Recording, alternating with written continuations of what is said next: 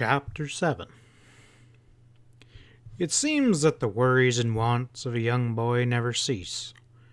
Now that I had my pups, another obstacle had cropped up. This one looked absolutely impossible. I had to have a coon skin so that I could train them. With my 3 little traps and a bold dogged determination, I set out to trap Mr. Ringtail. For 3 solid weeks I practically lived on the river. I tried every trick I knew. It was no use. I just couldn't catch the wily old coons. In desperation, I went to my grandfather. He smiled as he listened to my tale of woe. "Well, we'll have to do something about that. To train those dogs right, you'll need that coon hide, that's for sure. Now you watch the store while I go over to my tool shed. I'll be right back." After what seemed like an eternity, I saw him coming. He was carrying a brace and a bit, and that was all. With a mischievous little smile on his face, he said, "Oh, you don't think a fella can catch a coon with his brace and bit, would you?" Well, I thought he was kidding me. It made me kind of feel bad. Why, Grandpa, you couldn't catch a coon in a gajillion years with that thing. You just don't have any idea how smart they are. "Oh, yes, you can. You bet your boots you can. Why, when I was a boy, I caught coons on top of coons with one of these things." Well, I saw Grandpa was serious, and then I got interested. He laid the brace down on the counter and picked up a small paper sack and filled it half full of horseshoe nails. "Well, now you do exactly what I tell you," he said, "and you'll catch that coon." "Yes, sir, Grandpa, I will. I'll do anything to catch one of them."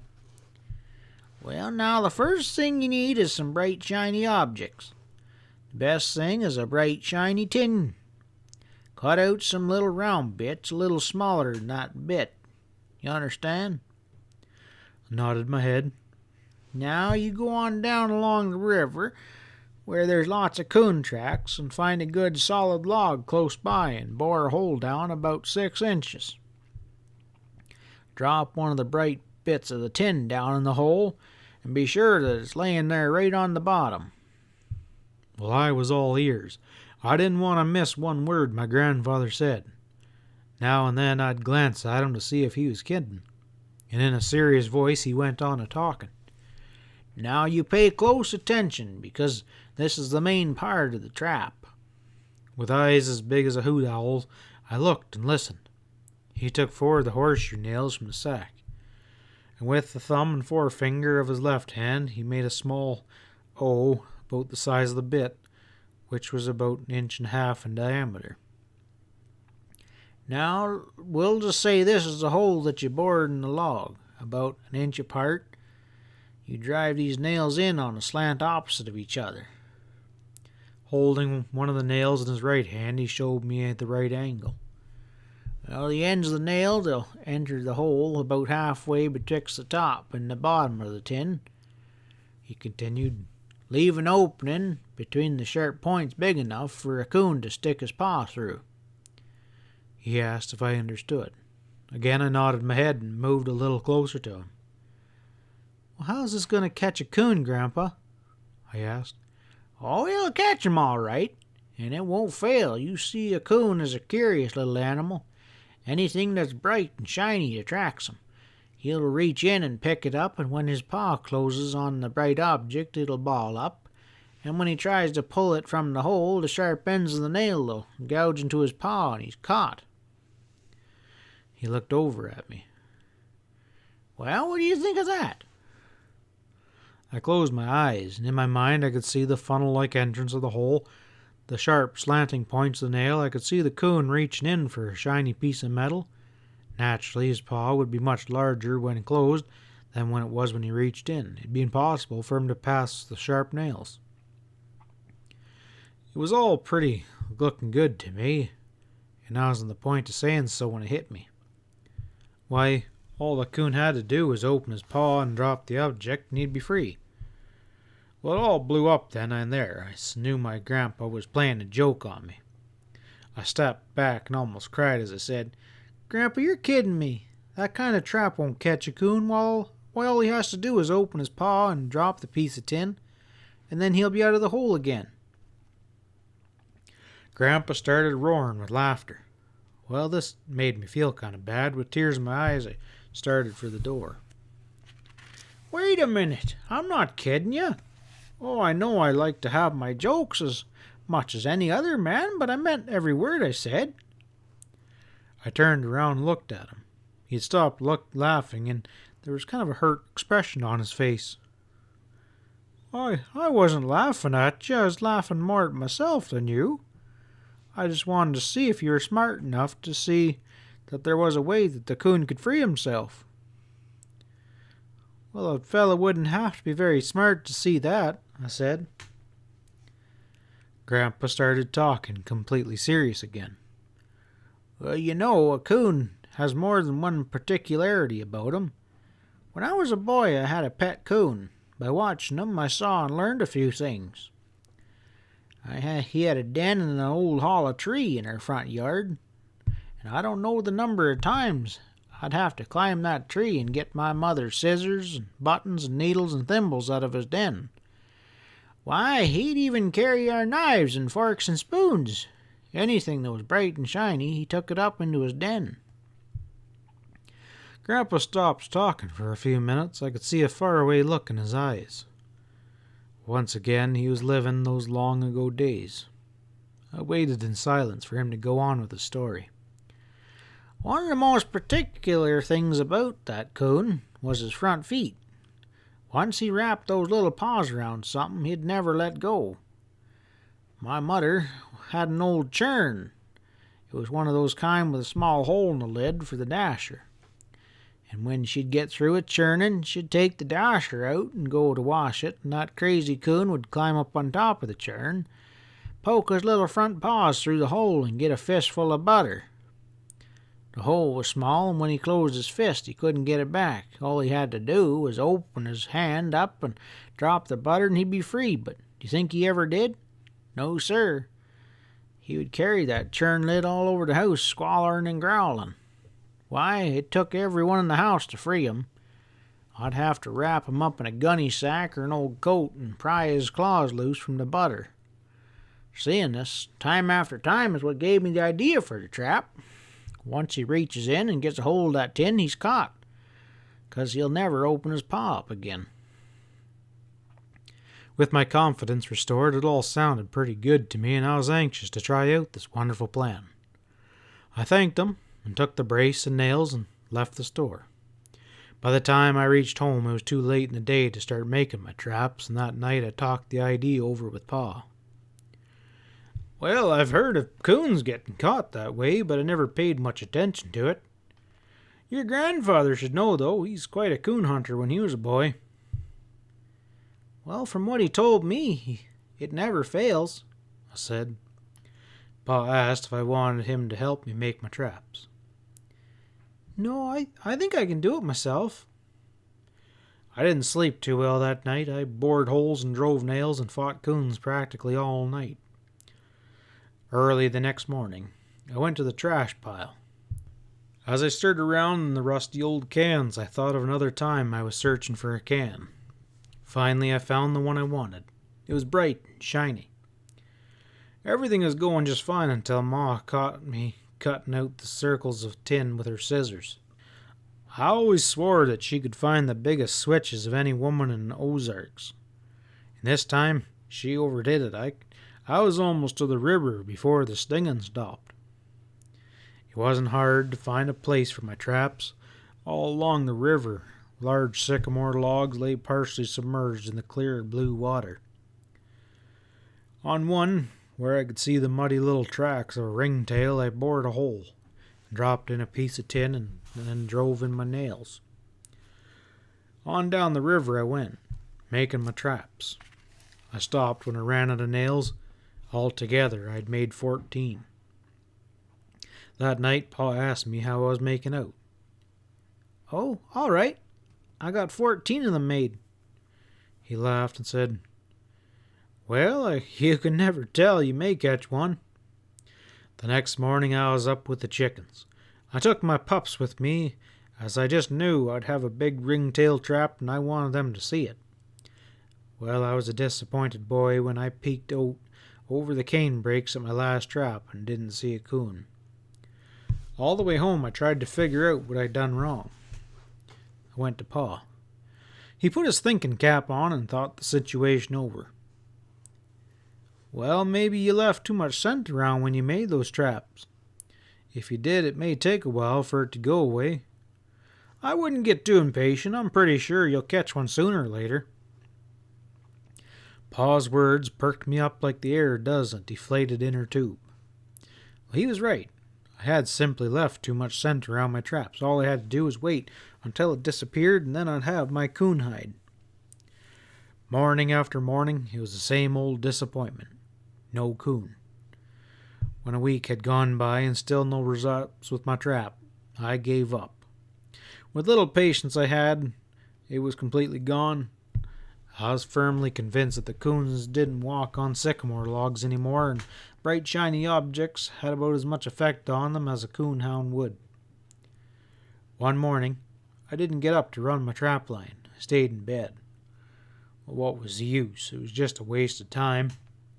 When the family sat down to breakfast, I heard my oldest sister saying, "Ma, isn't Billy going to get up for some breakfast?" "Why, is he in his room?" "I didn't know. I thought he was down looking at his traps." I heard Pa say, "I'll go wake him up." He came to the door and said, "You better get up, Billy. Breakfast is ready." "I don't want any breakfast. I'm not hungry," I said. Pa took one look at me and saw that I had a bad case of the ringtail blues. He came over and sat down on the bed. "What's the matter? You having coon trouble?" "Grandpa lied to me, Pa. I should have known better. Who ever heard of anyone catching a coon with a brace and bit and a few horseshoe nails?" "Well, I wouldn't say that. I don't think your grandpa deliberately lied to you. Besides, I've heard of coons being caught that way myself." "Well, I don't think I done anything wrong. I've done everything exactly as he said, and I still haven't caught one." "Well, I still think it's that scent. You know, someone told me, or I read it somewhere, that it takes about a week for scent to die away. How long's it been since you made those traps?" "It's been over a week," I said. "Well, the way I figure it, it's about time for you to catch one. Yes, sir, I wouldn't be surprised if you came in with one any day now." After Pa left the room, I lay thinking of what he'd said. Any day now. Well, I got up and I hurried into my clothes, and as soon as I had finished with breakfast, I called my pups and then lit out for the river. The first trap was empty, and so was the second. That old feeling of doubt came over me again, and I thought, well, it's no use. I'll never catch one, and I need that skin to train my pups. On the way to my third trap, I had to walk through a thick stand of wild cane. It was tough going, and my pups started whimpering. Well, I stopped and picked them up. "We'll be through in a few minutes, and then you'll be all right," I told them. Well, I came plowing out of the matted mass and was right on the trap before I realized it. Well, I was met with a loud squall. I was so surprised I dropped the pups, and there he was, my first coon. He was humped up on the sycamore log, growling and showing his teeth. He kept jerking at his front paw, which was jammed deep into the hole that I'd bored. He was trapped by his own curiosity. I couldn't move. I felt like the wind had been cut off. I kept hearing a noise, but couldn't make out what it was, and the movement of the boy pup shook me from my trance. The unidentified sound was his bawling. He was trying to climb up on the log and get at that coon. Well, I yelled at him and darted in to hold on to his collar. On seeing my movement, the coon let out another squall. It scared me half to death. I froze in my tracks and started yelling again at my pup. The girl pup, working around behind the coon, climbed up onto the log, and I screamed at her, but she paid no mind to me. Digging his sharp little claws in the bark, the boy pup made it up on top, and he didn't hesitate. Straight down that sycamore log he charged with teeth bared. The coon waited when my pup was about 2 feet from him, he made a lunge. The coon just seemed to pull my pup up under his stomach and went to work with his tooth and claw. The girl pup saved him, and like a cat in a corn crib, she sneaked up from behind and sank her needle-sharp teeth into the coon's back. While it was too much for old Ringy, he turned the boy pup loose and turned around and slapped her clear off the log, and she came running to me yelping her head off. Well, I grabbed her up in my arms and looking for the boy pup. When the coon had turned him loose, he too had fallen off the log, and he was trying to get back on to that coon. Well, I darted in and grabbed him by the hind leg. With a pup under each arm and running as fast as I could, I lit out for the house. Coming off the bottoms into a freshly plowed field, I set my pups down so I could get a little more speed. I started yelling as soon as I came in sight of the house. Ma came flying out with my sisters right behind her. Pa was out in the barn harnessing his team. Ma yelled something to him about a snake, and he dropped the harness and jumped over the rail fence and in a long lope started for me. Ma reached me first, and she grabbed me and shouted, "Where'd he bite you?" "Bite me? Why, Ma, I'm not bit. I've got him, Ma, I got him." "Got what?" Ma said. "A big coon, the biggest in the river bottom. He's this big, Ma." I made a circle with my arms as big as a 20-gallon keg. Ma just groaned way down deep and covered her face with her hands. Some big tears squeezed out between her fingers. Almost in a whisper, I heard her say, "Thank God, I thought you were snake-bitten." My sisters, seeing Ma crying, puckered up and started a bawling too. "He needs a whipping," the oldest one said. "That's what he needs for scaring Ma that way." Well, something burst loose inside me, and I cried a little too. "I didn't mean to scare Ma. I just wanted everyone to know that I caught a coon." Up until this time, Pa hadn't said a word. He just stood looking on. "Well, now, let's have none of this crying. He didn't mean to scare anyone." Taking his handkerchief from his pocket, he passed it over to Ma and put his arm around her and started drying her eyes. Ma poked her head around him and glared at me. "Billy Coleman, if you ever scare me like that again, I'll take a switch and wear you to a frazzle." Well, that kind of hurt my feelings. I really did get tuned up. "Everyone's mad at me," I said. "I haven't done anything but catch the biggest coon on the river." Ma came over. "I'm sorry. I didn't mean to be cross, but you scared me. I thought a rattlesnake had bitten you." "Well, that's all settled. We better go get that coon." Looking at Ma, he said, "Why don't you and the girls go with us? I don't think it'll take long."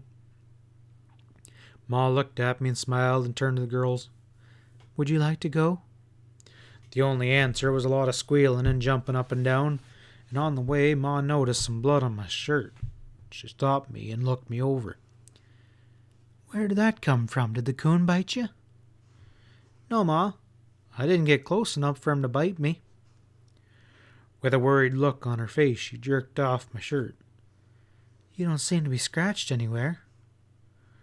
"Well, maybe this is where it came from." Pa said he reached down and picked up my boy pup.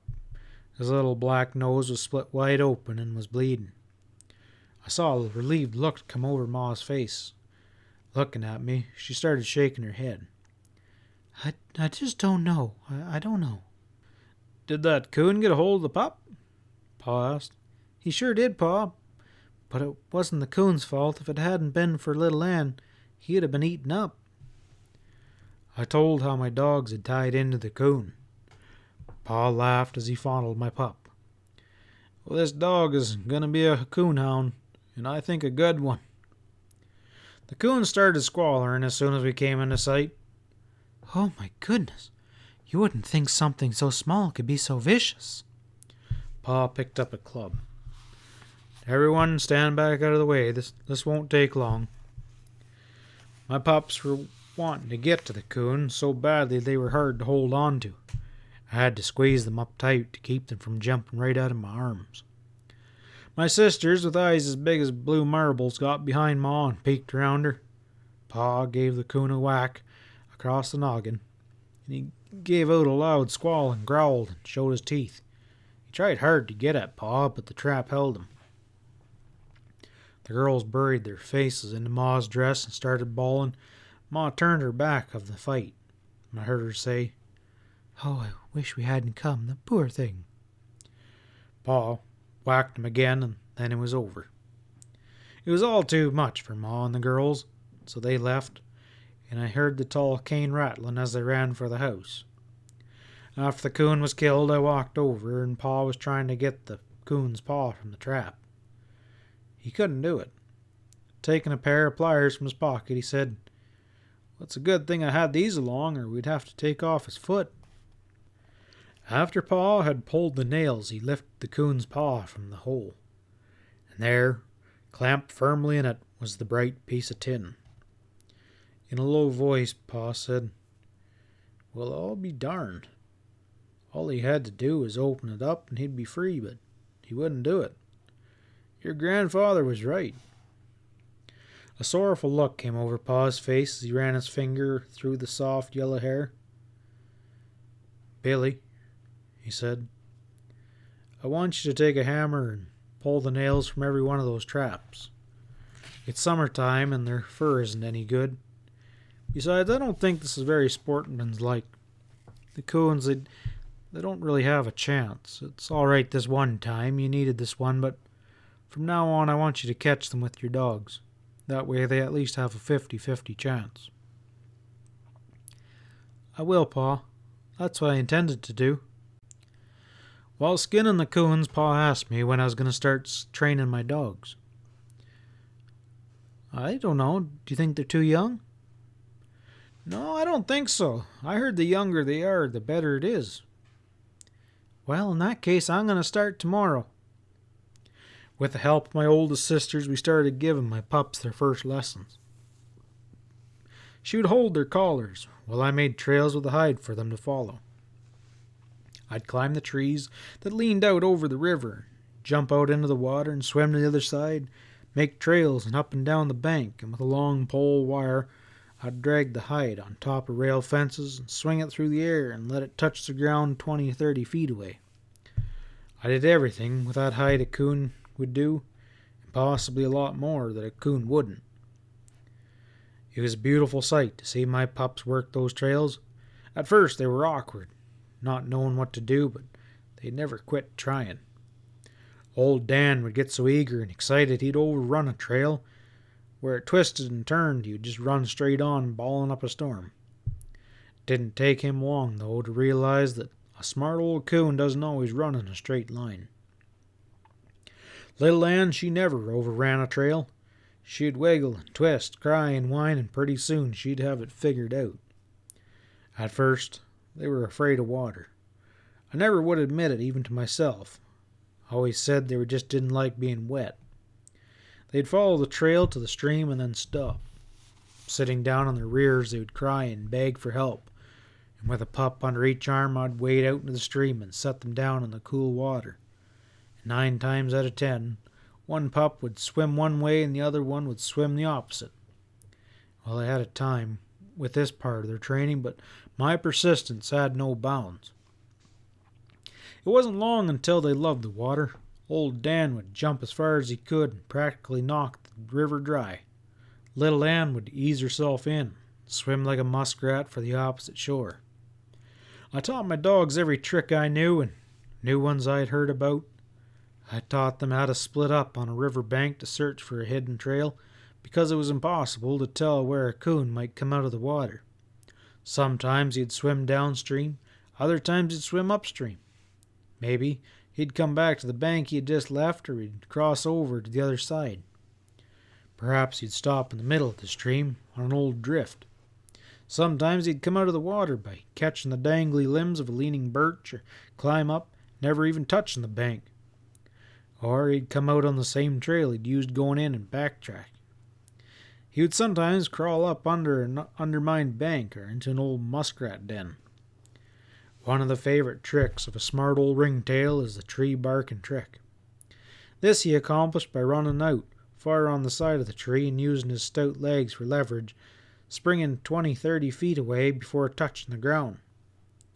Dumb hounds, they trail up to the tree and start bawling treed. Well, I taught my dogs to circle a good 100 yards just to make sure he was still in that tree before bawling. In order to learn more about coon hunting, I'd hang around grandfather's store and listen to the stories told by coon hunters. Some of the tales I heard were long and tall, but I believed them all. I could always tell when Grandpa was kidding with me by the twinkle in his eye. He told me how a coon could climb right out in the fog and disappear in the stars, and how he'd leap up onto a horse's back and run him over your dogs. Well, I didn't care, for I loved to hear the tall tales. Anything that had coon hair in it, I believed completely. All through that summer and into the late fall, the training went on. Although I was worn down to a frazzle, I was a happy boy. I figured I was ready for those ringtails. Late one evening, tired and exhausted, I sat down by a big sycamore and called my dogs to me. It's all over. There'll be no more lessons. I've worked hard and I've done my best. From now on, it's all up to you. Hunting season's just a few days away, and I'm going to let you rest, for I want you to be in the best shape when the night opens. It was wonderful indeed how I could have heart-to-heart talks with my dogs, and they always seemed to understand. Every question I asked was answered in their own doggish ways. Although they couldn't talk in my terms, they had a language of their own that was easy to understand. Sometimes I could see the answer in their eyes, and again, it'd be a friendly wag of their tails. Other times, I could hear the answer in a low whine or feel it in a soft caress of a warm flecking tongue. In some way, they would always answer. End of chapter 7.